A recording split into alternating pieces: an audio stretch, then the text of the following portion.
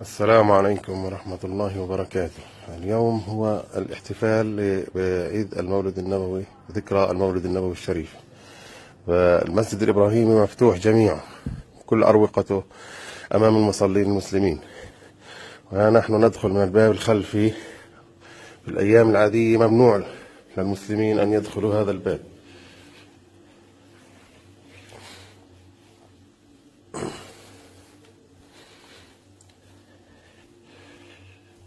هذه غرفة الأذان. المؤذن يأتي يؤذن من هذه الغرفة، يأتي من منطقة الخاضعة للمصلين المسلمين، هذه تكون مغلقة أمام المسلمين. يدخل المؤذن من الباب هذا الأمام ويأتي ليؤذن هنا.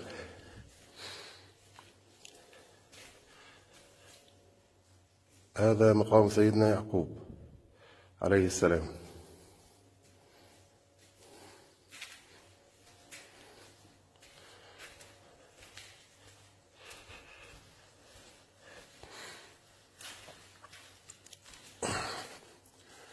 هذا مقام سيدنا يوسف عليه السلام.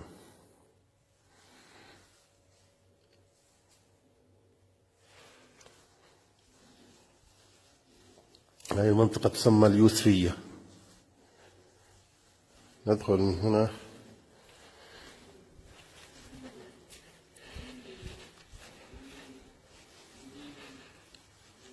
هذا المكان أيضا يكون مع الإسرائيليين في الأيام العادية. اليوم مفتوح جميعا أمام المسلمين.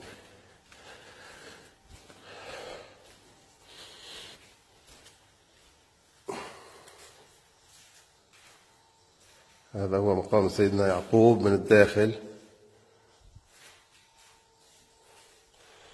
وهذا مقام سيدتنا زوجة سيدنا يعقوب لائقة عليها السلام.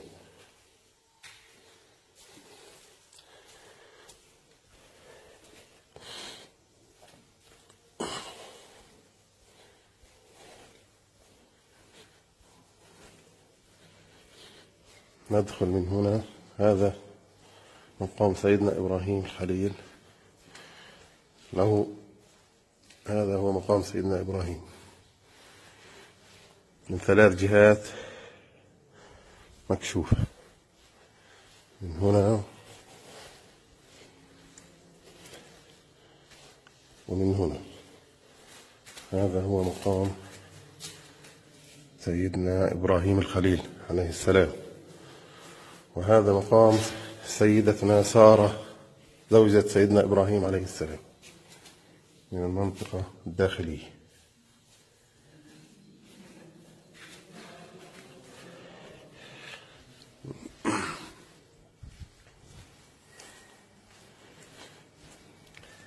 الآن نتوجه إلى الساحة الإسحاقية التي يوجد فيها مقام سيدنا إسحاق وزوجته سيدتنا رفقة.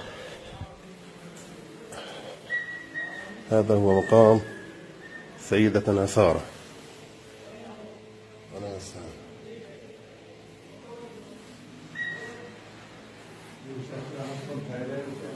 هذه في الخارج تسمى الجولية. ندخل إلى الإسحاقية من هنا.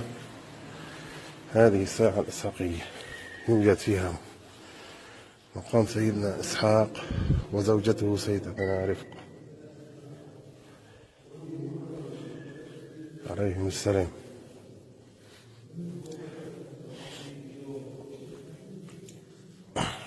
كل المسجد الإبراهيمي مفتوح أمام المصلين المسلمين. هذا هو الغار الشريف. هذا هو الغار الشريف. هذه الفتحة يوجد ضوء في الأسفل عند المغارة التي يوجد فيها قبور الأنبياء. تفتح من هنا ويوجد إضاءة داخلية.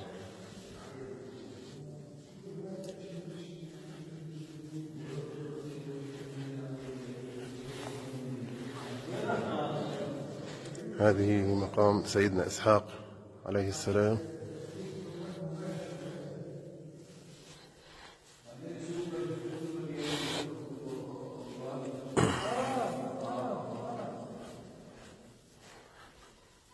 وهذا مقام سيدتنا رفقة عليها السلام.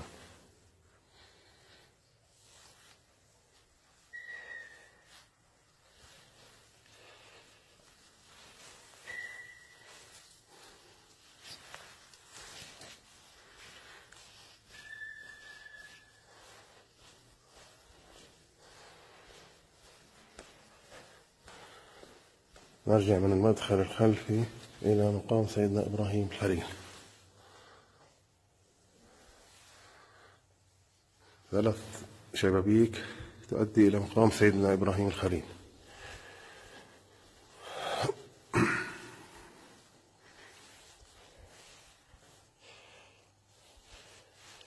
هذه منطقة التي دخلنا منها في الأول هي اليوسفية.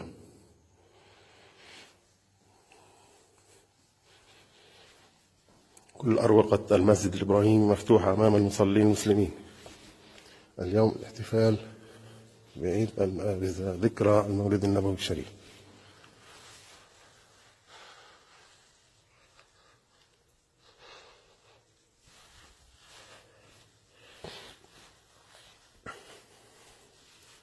هذا هو منبر سيدنا صلاح الدين الأيوبي الذي جلبه من مصر، ولا يوجد فيه مسمار واحد، كله خشب من الخشب،